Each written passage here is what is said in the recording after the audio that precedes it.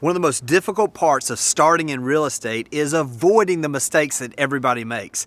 Today I'm excited because you get a chance to hear from a number of some of the top producing agents from around the country about what they wish they would have known when they first started.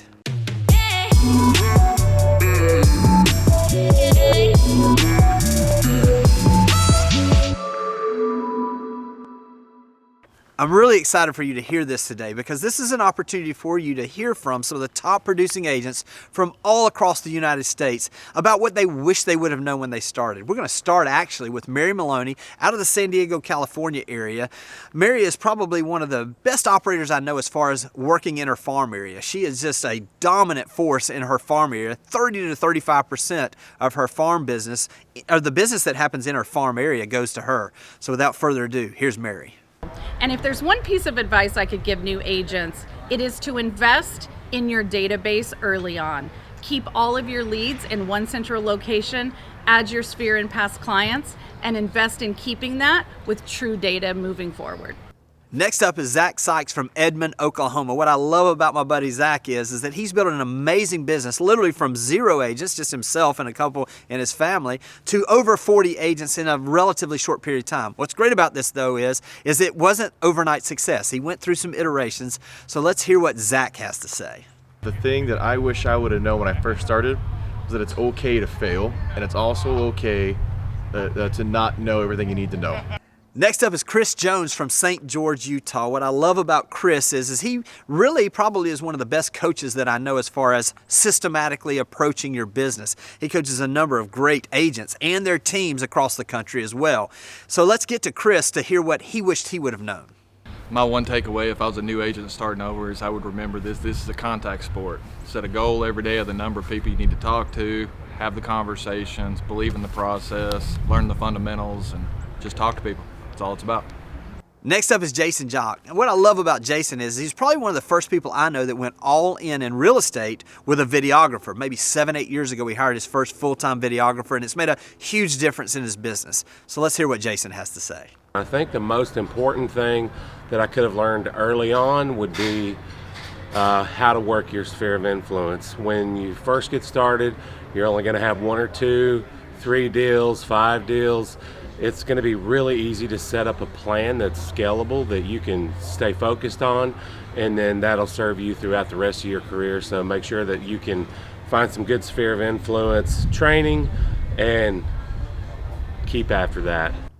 Next up is Mahala Landin out of Raleigh, North Carolina. What I love about the way Mahala does her business is she manages a number of agents, a large group of agents, and what she does is she makes sure that there are efficiencies in everybody's business. She's systematic about her approach to maximize profits and to maximize the ability to take care of clients. So let's hear from Mahala. I think the most important thing and what I strive to always remember is that creating consistency in everything that you do is what's going to help you achieve your goals the fastest. Don't rearrange the chairs on the Titanic as the ship's going down. Trust your team, trust the processes, trust the systems that are put in place with you, and you'll knock it out. Next up is Guy Elazar out of Tampa, Florida. Guy manages about 50 agents roughly in the Tampa area.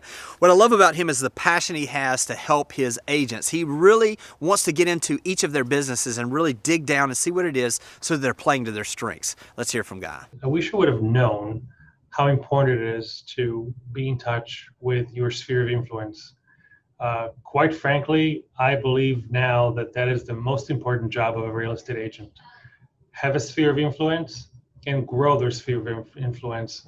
Have a goal to grow it by X amount of people every day or every week. Next up is Todd Crockett out of Cleveland, Ohio. The Crockett team was probably the original team back in the 90s. I remember when his parents first started that. What I love about Todd is the creative way he generates all of the marketing pieces he does. Let's hear from Todd. One thing I would have learned and done sooner is follow a mentor like Jimmy Burgess. You can learn so much as far as business strategy, networking, how to add value to community. Next up is Lisa Bilinski, also out of Cleveland, Ohio. What I love about Lisa is how detailed she is in adding value to her clients. She's probably one of the most prepared people when she meets with people to make sure that they're ready to buy and also that she's ready to service them the way they need to be serviced. Let's hear from Lisa. Make sure you're asking pre-qualifying questions, that you're working with pre-approved buyers. Because when you say yes to one thing, guess what? you're saying no to something else. So make sure you always put your big rocks first. Next up is Cindy Fraze out of Modesto, California. Cindy manages an office, also has her own sales business. What I love about her is the passion she has to meet the needs of her clients. She probably cares about her clients as much as anybody I know. Let's hear from Cindy. And what I wish I would have known then that I know now is to find a good mentor. Find someone who you can ask those questions to. Find someone who'll be a cheerleader. Find someone to kick you in the butt when they need to. Find someone who has your best interests at heart, whether it's a business partner, whether it's someone you listen to on a podcast. Be continually learning from someone and a mentor to be by your side. Don't do it alone. What I love about hearing from great agents is they're very open to share what it is that's worked in their business.